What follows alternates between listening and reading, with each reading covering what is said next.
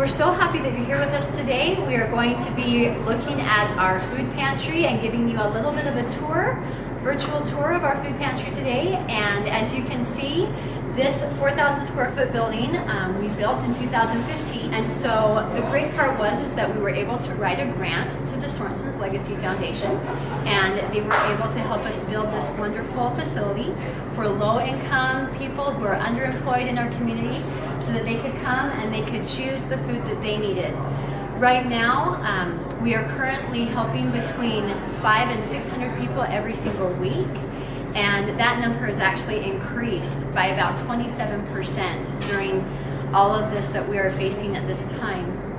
We work together with the Utah Food Bank to produce grocery rescue items, as well as our food boxes that we give out once a week for individuals. Families can also come back on a monthly basis to get food staples for their kitchen and for their homes. The nice part about this food pantry, as you can see, we help every single person, no matter what their walk of life. We actually have a special senior day, and that senior day is designed to help individuals who have a very limited income. And they have to rely or decide sometimes whether or not to pay for medicine or pay for food. One of those individuals actually came in a couple years back when I was helping with the food pantry. She was a little sweet thing, hunched over with osteoporosis, but you could tell that she was very, very upset. And as she sat down and talked with me and we went through the documentation that we needed, she told me, I know that I'm not going to qualify for this food bank, but I don't know what else to do. And she relayed the story to me of her husband at the time, who was blind and his health was declining. She brought in her list of medications and the costs that those medications incurred. And we took a look at that, and I came out and I talked with her and I said, you know, you'll definitely receive food. We're here to help you. You qualify for our food pantry. And the next words out of her mouth just made my heart melt. She looked at me and she said, when can I come and volunteer, dear? And it just really touched me and let me know that the things that we're doing here at Switchpoint are the things that we should be doing. We're helping our fellow man, we're helping our community. The lady I instructed, I told her, please worry about your husband.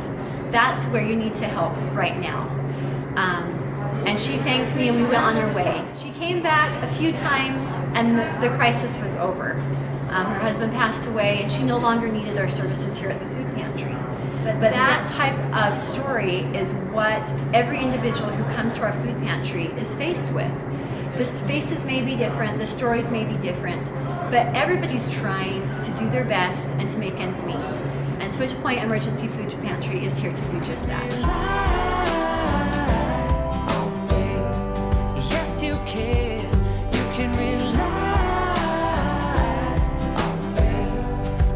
Understand you, you can rely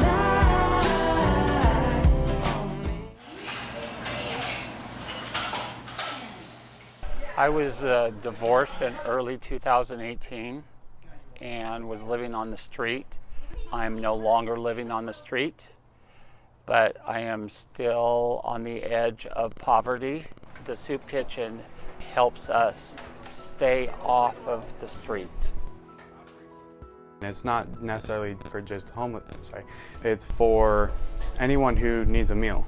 It's definitely an amazing experience to kind of see all these different people that are coming together and the community, seeing the community become better because of it. It's brought me so much experience and love for these people, and I can't tell you how much it's changed my life. You see different people come in each day and you don't know what they're going through, but it's taught me to be a friend to them. But we're getting more and more people. Now yesterday they had 91. That's an awful lot.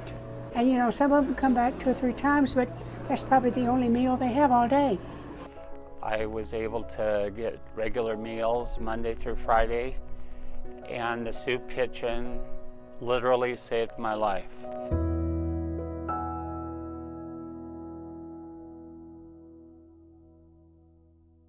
Right now we are in our Switchpoint Thrift Store. The thrift store opened in 2016 after we saw the need and the generous donations that we had received over at our emergency shelter.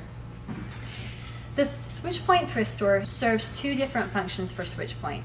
The first function is that it gives us added revenue so that we can help those who are most vulnerable in our community at our emergency shelter.